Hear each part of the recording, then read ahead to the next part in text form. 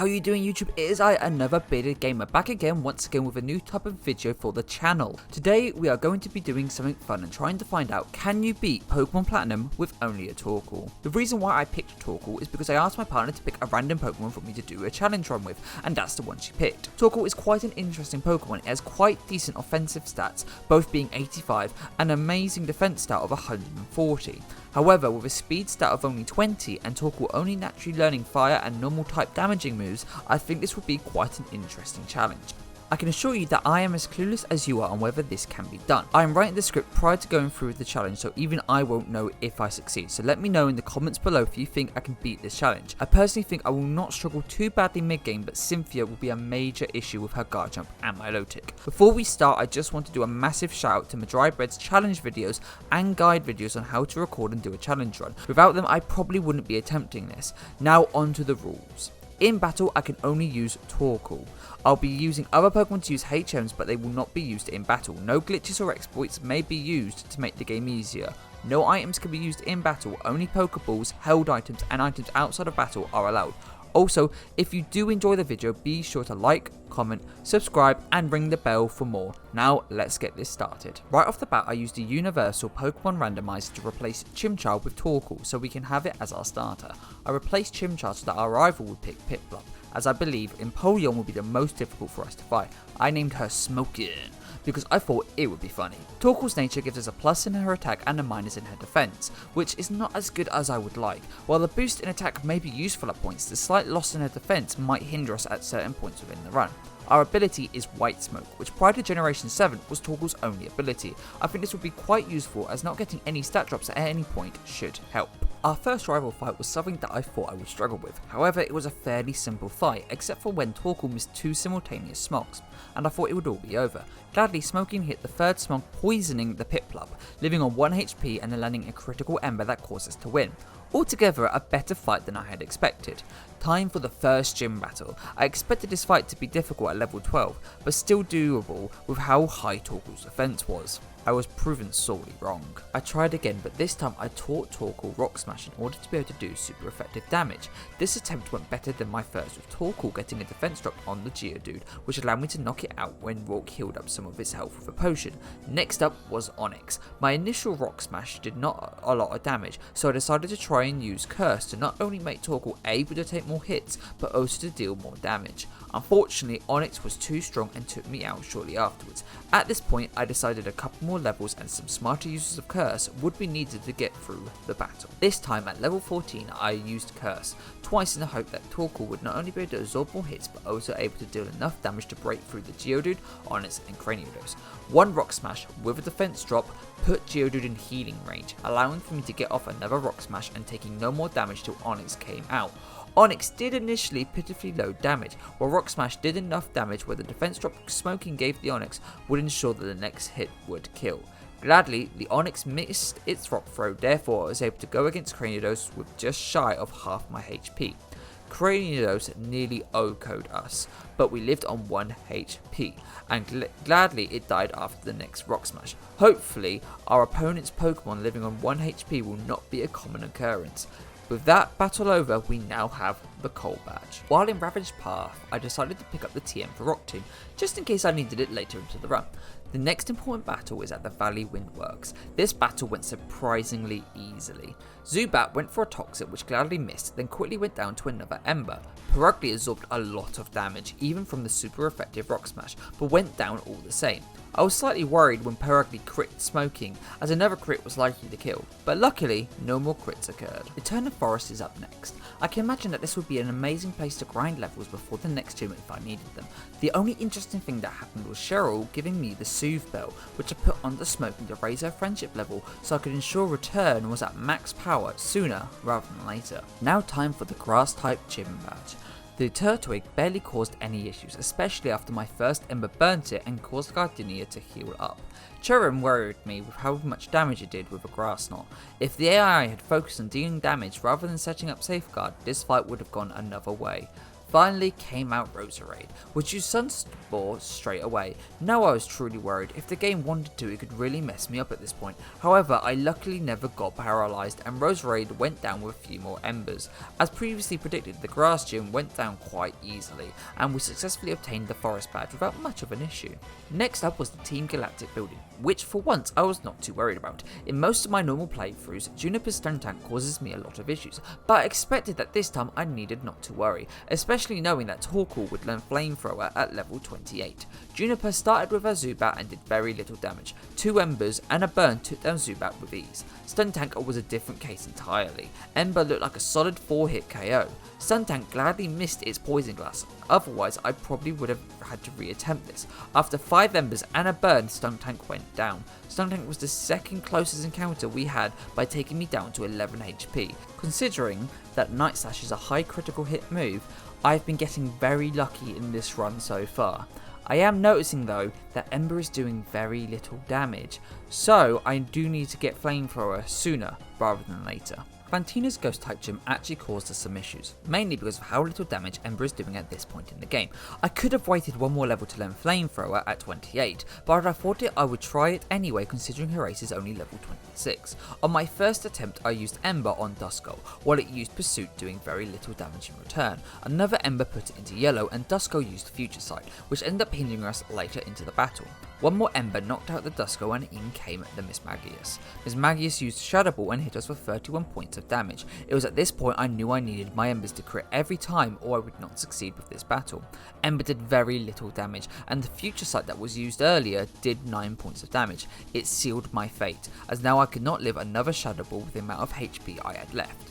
In between battles, I leveled up Smoking to level 28 and she learnt Flamethrower, a base 95 power move in Generation 4, 55 base points stronger than Ember. I now knew this fight was going to be a lot easier. Duskull starts off again, this time it goes down in one hit, the difference in power already becoming clear. Next in is Mismagius. She uses Confuse Ray and Smoking hits herself in confusion. Mismagius then uses Shadow Ball, dealing 39 points of damage, showing that the 31 points of damage from the previous battle was a low roll. Smoking breaks through confusion, is able to hit a Flamethrower and successfully burns the Mismagius. Mismagius then eats her Citrus Berry and then takes burn damage, which mitigates most of the health recovered by the Citrus Berry. Another Shadow Ball does 31 points of damage, leaving Smoking with only 12 HP. Smoking breaks through the confusion and hits another Flamethrower, and the burn takes down Mismagius. Finally is in the Haunter. I just have to hope that the AI messes up and picks a non-damaging move, and I might just win this. Haunter goes for a Sucker Punch, leaving Smoking with only 5 HP, while a Flamethrower takes down the Haunter in one hit. Once again, I have gotten very lucky, and Smoking was able to get through this gym without being too over leveled, but I don't expect this to last too much longer, especially considering what type the 5th gym is. After what feels like ages, we finally have our second rival fight. This time, it was over before it started. Staravia used Double Team, Smoking then missed her Flamethrower. Barry then swapped out his Staravia for his Primplop. Smoking's Flamethrower did decent damage for a resisted hit and burnt the Primplop. Primplop then used Bubble Beam, which crit Smoking and took her down in one hit. Quite frustrating. Attempt number 2 started better than attempt number 1. Staravia used Double Team, Smoking actually hit Flamethrower this time, taking Staravia down in one hit. Primplop was sent in next. Its Bubble Beam did over half of Smoking's HP in one hit. The return that Smoking used in retaliation did slightly more damage than what Flamethrower did in this first attempt. One more Bubble Beam and Smoking was down. Time to try a slightly different strategy. This time, rather than using Flamethrower against Staravia, I used Curse twice to double Smoking's attack stat in the hope that I would be able to OHKO the Primplop when it got switched in. Staravia used Double Team and then Wing Attack as I set up. Then it used another Double Team as I attempted to hit it with a Flamethrower. Smoking missed. Smoking went for another Flamethrower as Barry swapped out his Staravia for his Primplop. Like the 2 previous attempts, the Flamethrower did a similar damage as the last time, but this time it did not burn. Primplop then did 44 points of damage with a Bubble Beam. Smoking responded by taking out with a single return. Up next was Roselia, which missed a Sunspore and was taken out with a single Flamethrower. out came a Ponytail, which did very little damage with an Ember before Smoking took it down with a return. Back out again was Staravia, which used double team, making Smoking miss her initial flamethrower, but after taking little damage from a wing attack, a flamethrower was able to take out the Staravia, and we have now beaten our rival for the second time. Finally, we made it to Maylene, ready to fight for the Copple Badge. She starts off with a Meditite. She uses Fake Out, so I get flinched. Next turn, she does 32 points of damage with a Confusion, quite a bit of damage considering the level difference. One Flamethrower takes it out. Next up is Machoke. It uses Focus Energy. I use Flamethrower, taking it down to red. Machoke then uses Strength, which it gladly does not crit, and a return takes it down. On to our last Pokemon, Lucario, which uses Force Palm and goes down in one hit. Quite an easy gym battle, but I expect the next one to cause us a lot more issues. Next up is the rival fight. Our first attempt did not go very well. He started with Staravia as usual and started with a wing attack. I set up a curse. Staravia then used another wing attack while I used another curse, hoping to prepare for Primplup. Staravia used a double team. Gladly I took it out with a flamethrower with very little of an issue. Next in was Primplup, which took me to red with a bubble beam. My return returned the favour. Unfortunately, another bubble beam took me out. Time for a bit of grinding. Round 2. I am now level 38. This time Staravia uses double team on each of its turns. I set up 3 curses to ensure I could Oko the Primplup. After one miss and another double team, Smoking was able to hit Staravia with a flamethrower. After 5 double teams, giving it a 3.5 evasion boost. That is what I call lucky. Next in was Primplup. This time Bubble Beam did 62 points of damage, taking us down to yellow, while a return Okos it. We then swoop the rest of his team with a mixture of return and flamethrower. On to leader Wake, the water type gym leader. The battle I was truly unprepared for. Our first attempt against Wake's water types was over before it began. Gyarados started the battle. One waterfall nearly took out half our health, while return was a 3-hit KO in return. The next waterfall was a flinch, so one more hit took us out. Attempt 2 was a repeat of attempt number 1. Considering waterfall has a 10% flinch chance, it's happening twice in very quick succession. Attempt number 3 just showed me that I needed the grind. One waterfall took us to below half and Brine just Oko'd us. Brine, for those who don't know, deals double damage when the opposing Pokemon is below half health. So if I want any chance to win this fight, I would have to make it to Wake's Floatzel with more than half health. I decided to do a bit of grinding on some trainers I avoided earlier so I wasn't too over leveled, and tried again at level 42. I was still too under level. I knew that I needed to set up at least one curse to be able to Oko the Gyarados and the Floatzel, but I would not be able to do this at this level. I tried again at level 45, but after getting critted and flinched after a couple of attempts, I had one run which I finally made it to the Floatzel. Gyarados started with a waterfall which did 44 points of damage, while I used return to take Gyarados to yellow, but outside of heal range. One more waterfall took me down to 54 health, while one more return took out the Gyarados. Next in was Quagsire, which went down to a critical return. Finally, it was Floatzel, that just outsped me and killed me with Brine. At this point I knew I was close to winning, but a little bit more grinding would be needed to get me the badge. Finally, at level 55, I was strong enough to make it to Floatzel with green health. Gyarados' Waterfall Brine combo took me down to 87 health, while my +1 return was able to easily take it out from full. Quagsire was up next and went down as easily as before. It managed to outspeed me this time and use Yawn, which put me on a timer because I knew I would lose if Smoking fell asleep. One return was all it took for me to be face to face with Floatzel, and this is when disaster struck. Floatzel was able to take us down with a critical Brine. I knew that I was finally at the perfect level to beat Wake. I just needed some better luck against Floatzel. The next attempt went similar to the previous one. The Waterfall Brine combo did not knock me out of green, while a +1 return easily knocked out Gyarados. Quagsire yet again used Yawn rather than dealing any damage and went down in one hit. Finally, it was time to take down Floatzel. This time, the Brine didn't crit, and we were able to survive and take it down with a single return. This was definitely the most challenging part of the run so far, with the most amount of resets and grinding.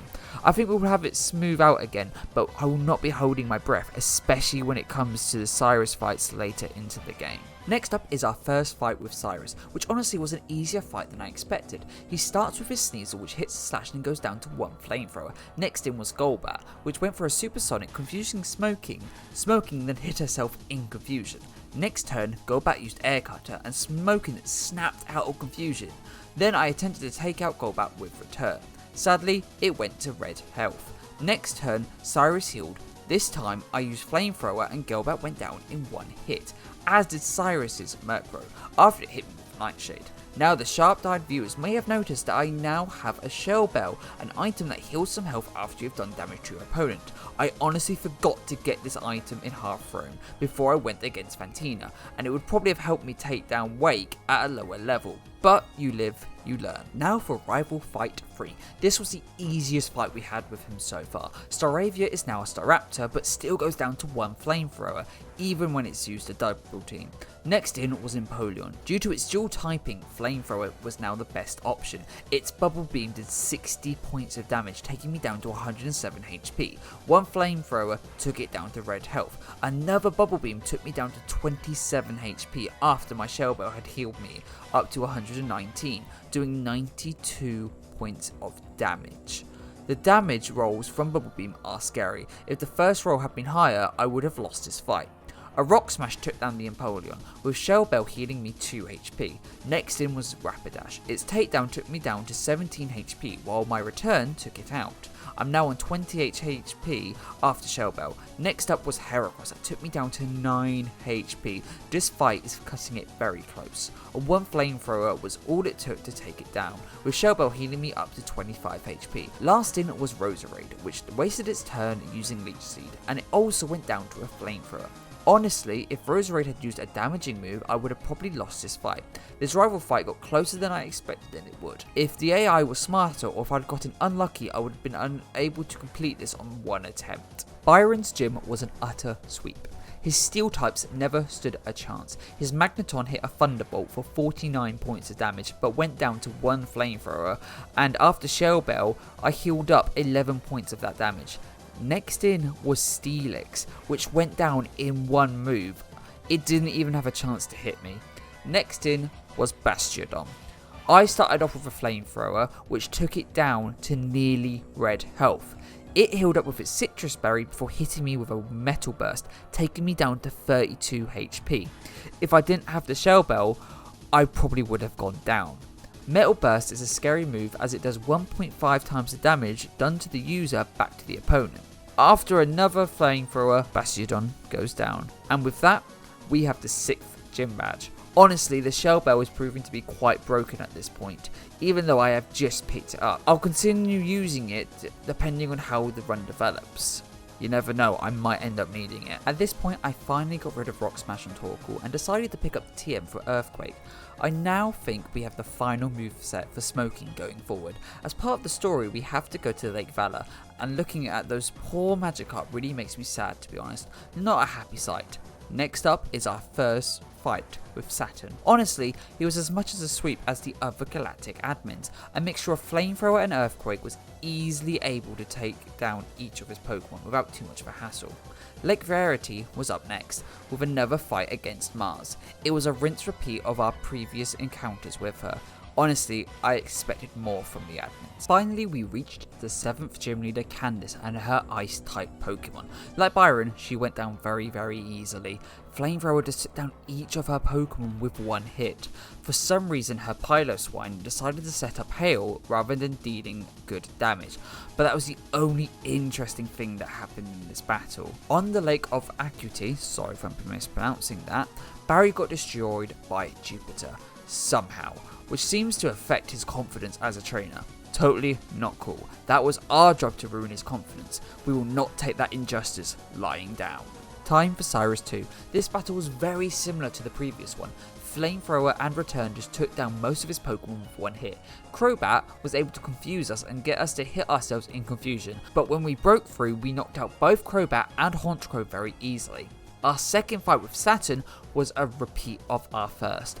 Not much needed to properly recap that fight, just 3 Flamethrowers and we win. Now for a double battle against Mars and Jupiter with the help of Barry. Double Bronzor lead. I take one down with Flamethrower, while Barry's Munchlax uses a pointless Screech on the other. Next in was Stun Tank. I use Earthquake in an attempt to take out the Stun Tank and force Barry into a better Pokemon. Smoking took a little bit of Poison Jab damage for its trouble, and neither the Stun Tank or Munchlax went down. Next turn, both of them went down. The Bronzor did very little damage with Exosensory against Smoking. Next in for Barry was his Rapidash, and a Golbat for the opponent's side. Rapidash burns the Golbat while Smoking takes it down to yellow with a Flamethrower. Next turn, Rapidash takes a beating, getting confused, hitting itself in confusion, and taking a Sludge Bomb, then getting poisoned by said Sludge Bomb. Golbat went down to a return. Now to focus on the Bronzor. Rapidash burnt it while I hit myself in confusion. Bronzor then took Rapidash down to red, so that its poison took it down. Barry sent out his Staraptor as his next Pokemon. A close combat took Bronzor down to 1 HP, so my Flamethrower finally took it down. Golbat was out next. Staraptor was able to take it down to yellow, while my Flamethrower finished it off. Perugly faced a similar fate as Bronzor, and went down just as easily. Now it's time to deal with Cyrus's plan to destroy the world and getting stopped by Giratina. Honestly, this has to be one of the best cutscenes of all of Pokemon. I will be speeding it up to hope I don't get copyright striked by Nintendo.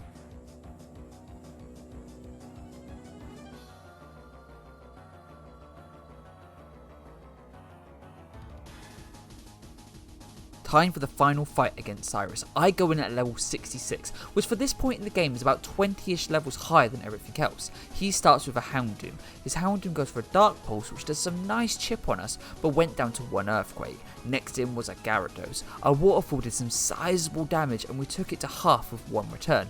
Another Waterfall took us down to 48 HP, while another return took it out. Haunchcrow was out next. A Drill Peck took us down to red, while 1 Flamethrower knocked it out.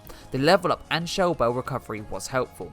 Crobat took us down to 11 HP. Then they lived on 1. Our luck is definitely starting to get reversed. Cyrus healed up the Crobat, while stupidly I used a return, which only took Crobat down to yellow. The next Air Slash flinched us, and 1 more took us out. If I actually used Flamethrower, this fight would have been a slightly challenging win rather than a devastating loss. Attempt number 2 went basically the same way as attempt 1. We got flinched again when we could have easily won. I wasn't joking when I said our luck was starting to get reversed. Attempt number 3. Houndoom critted us, so Gyarados was able to take us down. We just need a run at this point where we don't get critted, and we will make it through this one with relative ease. Somehow on attempt number 4, we got better luck, I might say. Houndoom didn't crit us, which was a good start. Gyarados' Waterfall didn't crit or flinch us, which is another good thing, but its Giga Impact did crit us. But even though, with all of that, we were able to sweep through the rest of Cyrus's team with relative ease. Time for the final gym, the Electric Gym. This was such a sweep, I don't need to cover it. Earthquake took down each one of his Pokemon with 1 hit. Honestly, I expected the 8th gym to be more of a challenge. Final fight against Barry. After eating a close combat from Staraptor, it went down to a Flamethrower. Empoleon took us down 192 HP with a critical brine. Our luck is definitely gone by this point. Empoleon went down to 1 Earthquake. Out came a Snorlax. A return took it down to yellow, while a Body Slam gladly didn't paralyze us. 1 more return took it down. Next in was Barry's Heracross, which took us down with a Rock Slide. Let's try this again and see if we can get a little bit luckier. I don't think we need to level up anymore. Attempt 2 went better. Same start with Staraptor. Empoleon didn't crit us this time, but still managed to do 102 damage, meaning that the crit from the previous attempt was a low roll. We take it down in 1 hit, rinse repeat with his Snorlax.